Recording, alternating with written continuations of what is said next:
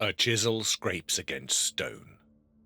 Workmen are inside a royal tomb, 3,000 years ago, and they are not decorating it. They are removing someone, face by face, cartouche by cartouche. They scrape a queen off the walls of her own burial chamber and carve a stranger's name into the empty space. Here's the part that should stop you. The man giving that order isn't a foreign invader. He isn't a rival dynasty erasing a conquered enemy. He served her. He commanded her armies. He owed her his rank, his authority, quite possibly his life. And the moment she is gone, he turns every tool of the Egyptian state toward making sure no one ever remembers she ruled at all. Almost none of it worked, but almost is doing a lot of work in that sentence. To understand why a general would need to erase her this thoroughly, you need to understand how much she wasn't supposed to have in the first place. Her name is Twosret. And here is the detail that changes everything about her story. She is not a king's daughter. No royal blood, no birthright. Every claim she will ever make to the throne of Egypt runs through one thing: her marriage to the Pharaoh Seti II. That's the entire foundation. And foundations like that don't usually survive contact with ambitious men. Seti II dies. The heir is a boy, Siptath, likely his stepson, young and in poor health. Twosret becomes regent, but not alone. She shares power with a man named Bey, the royal chancellor, foreign-born, and by every surviving account, the second most powerful person in Egypt. Two people, one throne behind a child king. That arrangement has an expiration date. In year 5 of Siptath's reign, a scribe records a message sent down to the workmen building tombs for the royal court. One line, brutally short. Pharaoh has killed the great enemy Bey. Bey is gone, executed on the young king's official order. But historians who have studied the timing notice something. Siptath is a sick teenager. Bey was the co-regent standing directly between Twosret and sole power. Someone benefits enormously from this execution, and it isn't the boy who signed it. Not long after, Siptath dies too. And this is the moment. This is where every regent in Egyptian history is supposed to quietly step aside for the next legitimate male heir. Twosret does not step aside. She takes the throne. Not as a queen, not as a regent, as Pharaoh.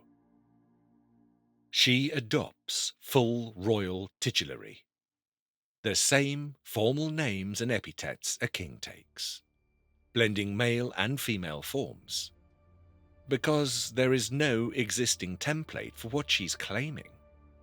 Egypt has only done this a handful of times in its entire history. And then she does something that separates a placeholder from a true ruler. She commissions a mortuary temple, a temple of millions of years. The kind of monument only a reigning king builds, meaning to carry her name into eternity. You don't build a monument like that if you think you're a footnote. Recent excavation of its foundations shows Twosret ruled far longer than the old histories claimed. Not one ceremonial year, but a real reign of 2, maybe 3 full years as sole pharaoh, on top of the year she already had run the country as regent. But Egypt is not calm underneath her.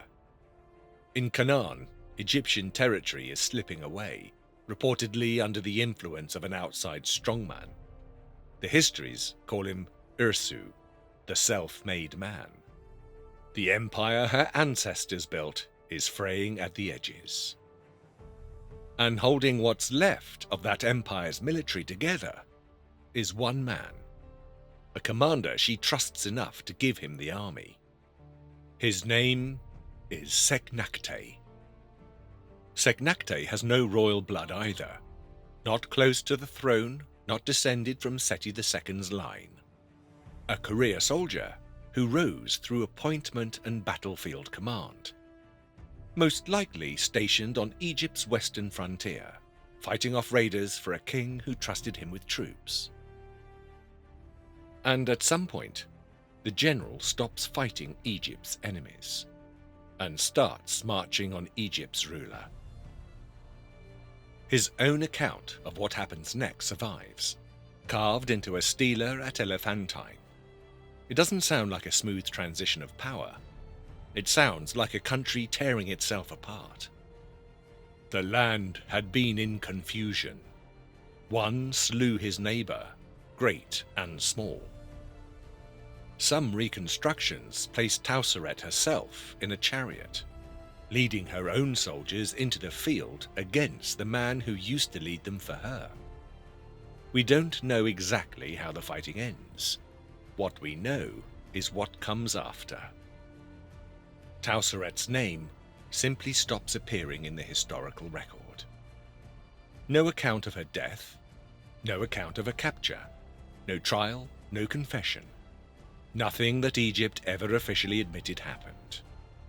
Setnakhte's stela finishes with a single triumphant line, dated to his second year on the throne. There were no opponents against His Majesty in any lands. No opponents left. That's the entire eulogy the woman who ruled Egypt gets from the man who took it from her. Setnakhte's problem now is legitimacy. He has none.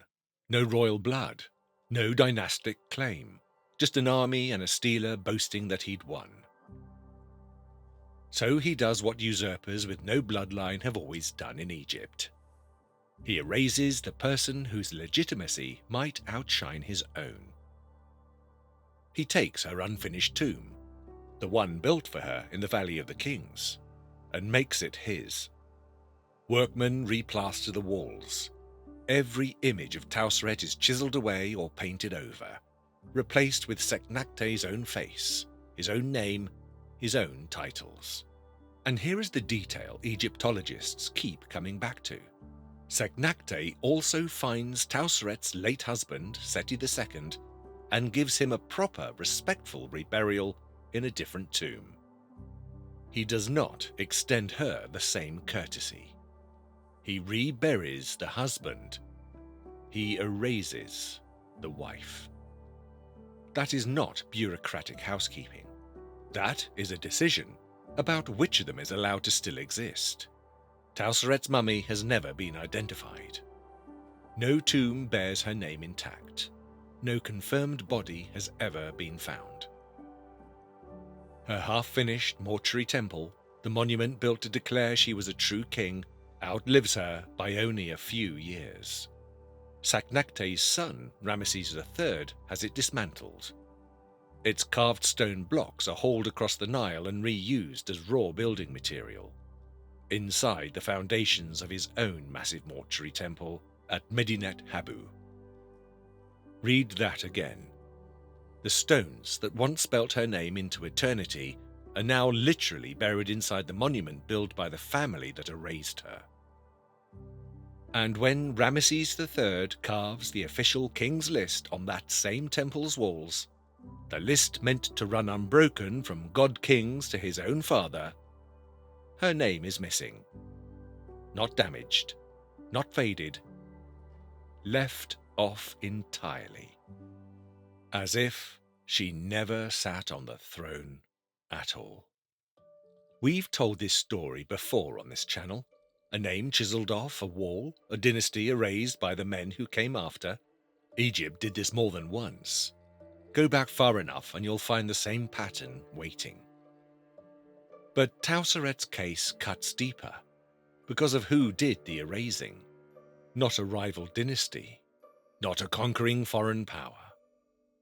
The general she promoted, the soldier she trusted with her army, the man whose entire career, until the very end, existed because she allowed it to. Somewhere in the Valley of the Kings, there may still be a body no one has ever correctly identified.